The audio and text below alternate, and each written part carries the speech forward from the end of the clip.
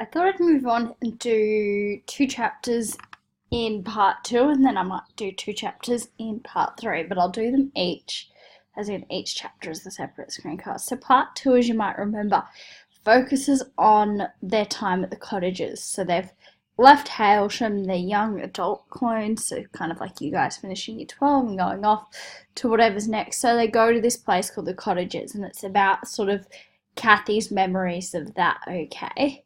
And about how they sort of started to learn about the world. And this is all the time before they start their training to become carers or before they become donors, okay, whichever comes next. So she starts off talking about like the marshland and the fields and everything, and then she talks about the essays and the change that's kind of happened. So she says no one really believed the essays were that important. So they were given this task before they left Hailsham, but already like when they were leaving Hailsham, they kind of realised they weren't that important. They kind of realised their future and that the education was finished and that the work that had been set, no guardian was going to come and check up on it, is what she said. So Kathy's topic, of course, though, is Victorian novels. It's interesting because this book is kind of written in a way that's a little bit similar to Victorian novels, alright? Some of Kathy's mannerisms and features as a narrator could be said as being similar to that. For example, the way she addresses the reader, whoever this reader is, maybe another clone. But they still, when they get to the cottages, cling to the essay. So it's kind of like it was so formative in their identity that they've decided to sort of have a go at it, because all of a sudden they're at the cottages and they're realizing sort of their fate, and it's this sense of loss about what they've lost already. I've been doing a little bit of reading about what makes the clones so human, and it's a lot of what we talked about in those first two screencasts. But what a lot of people are saying is sort of that the humanity of these clones comes through the fact that they can experience these human emotions. All right, so here I've got nostalgia, which is this kind of longing for the past, and nostalgia is a particularly human emotion. All right, so the fact that she can experience nostalgia is proof of Kathy's humanity, okay? So that's pretty important, that each time you see a sort of emotion, you think of that as being evidence of the clone's humanity, that they are very similar to humans in experiencing these feelings. In terms of fate, Kathy here says we certainly didn't think much about our lives beyond the cottages. This is initially. So they're aware of their fate by now. Obviously, they've been told before they've left Hailsham about what will happen to them, about their donors and caring, etc. But they continue to ignore it, which is interesting. I did a little bit of looking at Kefers, this character, this old caretaker guy, and wondered if he was kind of important in some way. I couldn't come up with anything, I couldn't see anything. He does just literally seem to be this grumpy old guy who kind of is there. Interestingly, though, he never seems afraid of or disgusted by the clones, in comparison to, say, Madame and other people that they come across who are afraid of, or at least afraid of what they represent. Kefers is not. That's the only thing I'd say about him there. The farmhouses aren't in great sort of condition. They have to wear three winters in winter, three jumpers in winter, etc. But again, this whole idea that what they had is better off than a lot of clones. They're missing the guardians, so again, this is their only form of family. They've been sort of cloned out of nowhere, so they don't have parents, so again, they're sort of facing this sense of loss. But they look after each other, and I suppose this way that they look after each other was evidence of their humanity, I suppose. It doesn't really come under the theme, but I think it's interesting that Kathy talks about the fact that they still choose very much. They're afraid of society at large. And I wonder if this is because they know on some level how they're going to be treated, so they're treated quite poorly. People are afraid of them. They see them as something less than human, normals, which is what everyday people like you and I would be called. So she says we barely stepped beyond the confines of the cottages. She was afraid of what was out there in the world, or didn't quite want to come face to face with it yet. I'm not sure. She says, I don't think we were afraid exactly. We all knew no one would stop us. So she says they weren't afraid exactly, but maybe it was just this sort of fate that if they had stepped out there, they would have had to have come to terms with what they were being faced with. Nonchalance is like calm, a scary calm. So she talks about the veterans who were the older clones going off into the world for 2 or 3 days at a time. Scary calmness. So the outside world is still something quite scary for Kathy and the others at this point in time.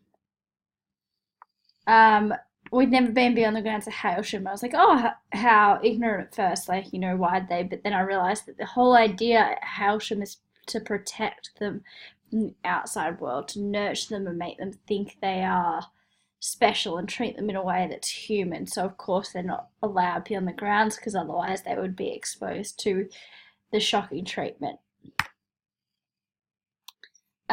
This whole idea of looking back, I wanted to talk about the retrospective narrative again. The whole idea that the whole story is Kathy trying to make sense of her life. So the more I read, the more I understand that Kathy's storytelling and her recollection of her memories is her attempt to discover the meaning of her life. So she's telling this whole story right before she begins her donations. So it's like her process of coming to terms with things, I think, personally. I think memory also connects with humanity in a way because her memories are inconsistent. Now, it would help if I could spell inconsistent there. But it's really human to have inconsistent memories or to disagree or for your memories to change. So I think the fact that she has these different memories and the fact she has memories at all is evidence of her humanity. But I've put that under memory because she does talk about how she kind of has those two different memories of the cottages. I thought this was really interesting that, they'd be arguing about poetry or philosophy over breakfast instead of who you'd had sex with the night before or why Larry and Helen weren't talking to each other. So it's like I was thinking about this in terms of like Hailsham and the fact that they've been, yeah, they're like middle class was the first thing I thought that's why it's been put in there. But I also think it's about the fact that they've got these things like the essays and the books and the artwork and the drawing. It's all these things that they can do so they can enjoy their lives because by all means, they need something to pass the time. It's not quite clear how they pass their days, but they don't watch a lot of television, so it seems that these different pursuits are how they pass their time. Fearful of the world around us. Why were they fearful? Possibly because they knew of their fate, they knew of their futures.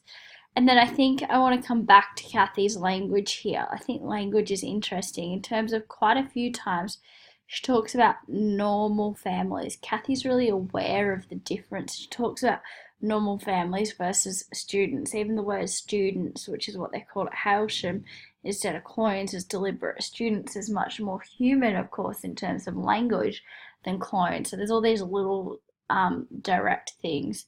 She goes on to talk about how many of the older couples copied their mannerisms from television. So maybe this is kind of evidence of the fact that they're not really exposed to wider society again. So they just do what they think is normal.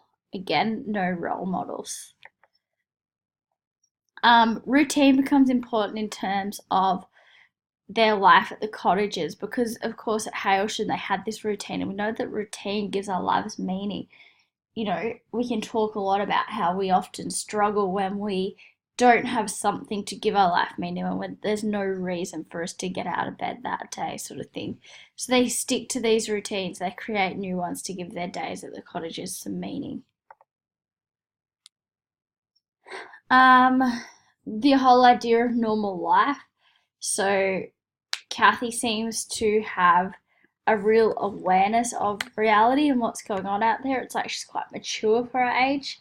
And I think the difference between these characters could also be kind of evidence of the humanity, the fact they're all quite different.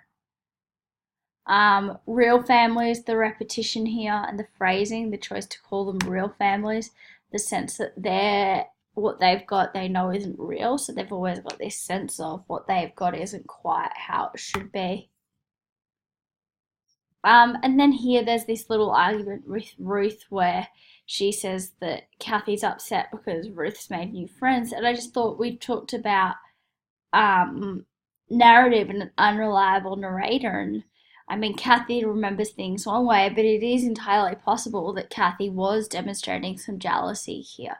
We don't know because we don't have Ruth's perspective, we only have Kathy's. So it could just be interesting to think about how this would be different if it was from a different narrative perspective. But I've put that under loss because it is possible that Kathy was experiencing the loss of friendships or the loss of what she knew.